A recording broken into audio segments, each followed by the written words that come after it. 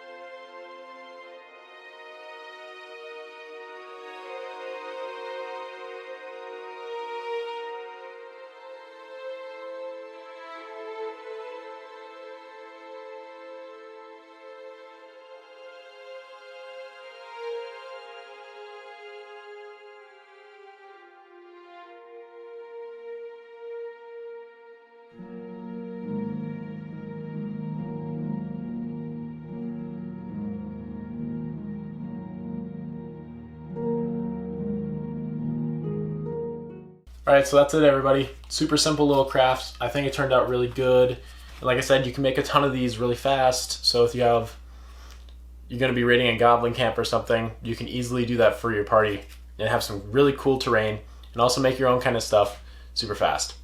This is going to go back up on the shelf, and I hope you guys enjoyed. And if you do, check out some of the other videos down below and just have a good day.